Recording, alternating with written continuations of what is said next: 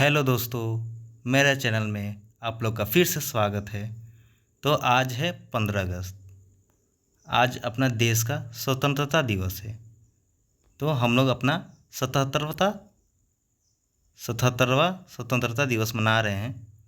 तो इस अच्छे दिन के अच्छे उपलक्ष्य में आज आप लोग के लिए टॉपिक है भारतीय राष्ट्रीय ध्वज। ठीक है दोस्तों, भारतीय राष्ट्रीय ध्वज के बारे में जितने भी क्वेश्चन हैं वो सारे इस वीडियो में डिस्कस किया जाएगा। तो चलिए पहले नंबर सवाल से स्टार्ट करते हैं। ठीक है, अपना पहला सवाल है, तिरंगा को कब अपनाया गया था? ठीक है दोस्तों, तिरंगा को कब अपनाया गया था? तो आंसर हो जाएगा 22 जुलाई 1947 को। ठीक है दोस्तों, 22 जुलाई 1947 को भारत देश की ऑफिशियल राष्ट्रीय ध्वज को मान्यता मिली थी।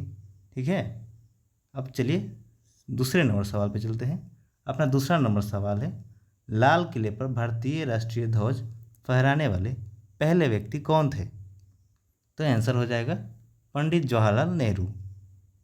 तो भारत की पहली तिरंगा झंडा, जिसे 15 अगस्त 1947 को देश के पहले प्रधानमंत्री पंडित जवाहरलाल नेहरू ने लाल किले पे फहराया था। ठीक है, याद रखेंगे, लाल किले पे फहराया गया था।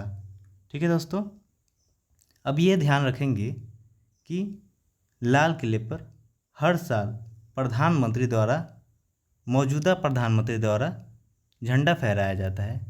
हर साल 15 अगस्त यानी कि स्वतंत्रता दिवस के मौके पर। अब याद रखेंगे, नोट में लिखा हुआ है, गणतंत्रता दिवस पर, गणतंत्रता दिवस के कार्यक्रम राजपथ पर होता है और राष्ट्रपति द्वारा झंडा फहराया जाता है। याद रखेंगे, राष्ट्रपति द्वारा झंडा फहराया जाता है, यानी कि गणतंत्रता दिवस पर राष्ट्रपति द्वारा झंडा फहराया जाता है और स्वतंत्रता दिवस पर प्रधानमंत्री द्वारा झंडा फहराया जाता है। इतना ध्यान रखेंगे। ठीक है दोस्तों, चलिए तीसरे नंबर सवाल पे चलते हैं। अपना तीसरा नंबर सवाल है, विदेश में पहली बार राष्ट्रीय ध्वज किसने फहराया था? तो आंसर हो जाएगा मैडम भीकाजी गामा। ठीक है दोस्तों, मैडम भीकाजी गामा। और सबसे पहले कब फहराया गया था विदेशों में? तो 22 अगस्त 1907 को मैडम भीकाजी गामा द्वारा जर्मनी के स्टुटगार्ट में विदेशी धरती पर भारतीय ध्वज फहराने वाले पहले व्यक्ति बनी। याद रखेंगे, ये एक पहली व्यक्ति थी जो एक महिला थी जो विदेशी धरती पर सबसे पहली बार भारतीय राष्ट्रीय ध्वज को फहराया था 22 अगस्त 1907 को। याद रखेंगे, 22 अगस्त 1907 को कहाँ पे? जर्मनी के स्टुटगार्ट में। ठीक है दोस्तों, चलिए चौथे नंबर सवाल पे चलते हैं। अपना भारतीय ध्वज का डिजाइन किसने किया था?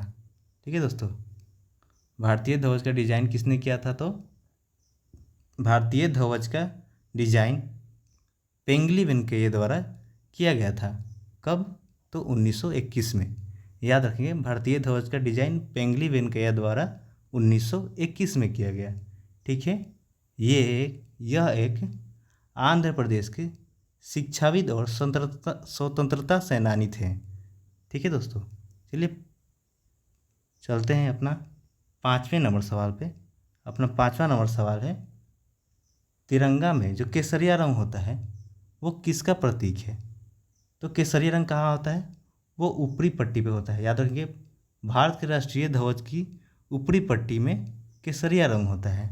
वो क्या चीज़ का प्रतीक है? तो शक्ति और साहस का प्रतीक है, यानी कि शक्ति और साहस को दर्शाता है। ठीक है दोस्तों, अब चलते हैं छठे नंबर सवाल पे। अपना छठा नंबर सवाल है, तिरंगा में नीला रंग किसका प्रतीक है? ठीक है दोस्तों, तिरंगा में नीला रंग किसका प्रतीक है? तो आंसर हो जाएगा, जो ये नीला रंग है ये शांति और सत्य का प्रतीक है। बीच की पट्टी में श्वेत धर्म चक्र के साथ शांति और सत्य का प्रतीक होता है नीला रंग। ठीक है दोस्तों, अब चलिए सातवें नंबर सवाल पे चलते हैं। सातवां नंबर सवाल है अपना, तिरंगा में हरा रंग किसका प्रतीक है?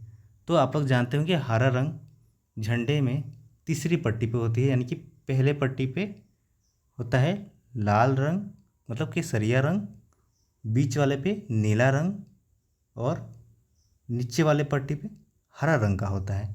याद रखेंगे। तो तिरंगा में हरा रंग किसका प्रतीक है? तो वो वृद्धि और भूमि की पवित्रता को दर्शाता है, यानी कि वृद्धि और भूमि की पवित्रता का प्रतीक है, जो निचली पट्टी पे होता है। ठीक है दोस्तों, हरी पट्टी, निचली हरी पट्टी उर्वरता, वृद्धि और भूमि की पवित्रता को दर्शाता है। चलिए अब 8वें नंबर सवाल पे चलते हैं। अपना 8वां नंबर सवाल है, अशोक चक्र हमें क्या संदेश देता है? अशोक चक्र हमें क्या संदेश देता है? तो यह देश के लिए दिए गए बलिदानों का प्रतीक है। याद रखेंगे, ये देश के लिए दिए गए बलिदानों का प्रतीक है। ये आपका इसका आंसर हुआ। ठीक है, अब चलिए 9वें नंबर सवाल पे चलते हैं। अपना 9वां नंबर सवाल है, 9th नंबर क्वेश्चन, अशोक चक्र नीला क्यों होता है? तो आप लोग जानते होंगे कि अशोक चक्र नीले रंग के होते हैं। ठीक है, नीले रंग के होते हैं और इसमें 24 तिलियाँ होती है ना, 24 तिलियाँ होती है ऐसे ऐसे, याद रखेंगे, जो कि नीले रंग के होते हैं। ठीक है दोस्तों, ठीक है, अच्छे से बना देते हैं नीले रंग का।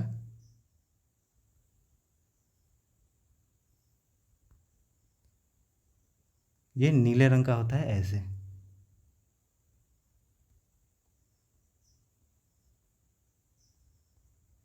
ठीक है दोस्तों, तो अपना सवाल है, अशोक चक्र नीला क्यों होता है?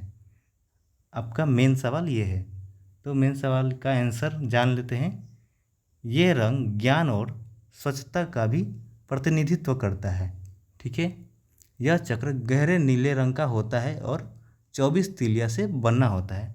अब जानते हैं 24 तिलिया का क्या मतलब संदेश है। 24 तिलिया आखिर क्या बताती है झंडा में? तो ये 24 तिलियाँ मनुष्य के 24 गुणों को प्रदर्शित करती है। याद रखेंगे, ये मनुष्य के 24 गुणों को प्रदर्शित करती है। ठीक है दोस्तों, अब 10वें नंबर सवाल पर चलते हैं। अपना 10वां नंबर सवाल है, हमारे राष्ट्रीय ध्वज की लंबाई और चौड़ाई का अनुपात क्या है? तो आंसर हो जाएगा, ध्वज की लंबाई और चौड़ाई का अनुपात 3:2 होता है, यानी कि 3:2। ठीक है दोस्तों, याद रखेंगे 3:2। और इस वीडियो का आखिरी सवाल है अपना, संविधान सभा में झंडा समिति के अध्यक्ष कौन थे? तो अपना आंसर हो जाएगा राजेंद्र प्रसाद। ठीक है दोस्तों, संविधान सभा में झंडा समिति का अध्यक्ष कौन था? तो आंसर हो जाएगा राजेंद्र प्रसाद। तो आपका वीडियो यहीं ख़त्म होता है। तो धन्यवाद। अगर आप लोग को मज़ा आया हो तो लाइक कर देंगे, सब्सक्राइब कर देंगे अपने चैनल को। ठीक है, और लोगों को भी झंडा के बारे में जागरूक करेंगे। ठीक है दोस्तों, तो धन्यवाद। आज का वीडियो इतना ही। Thank you.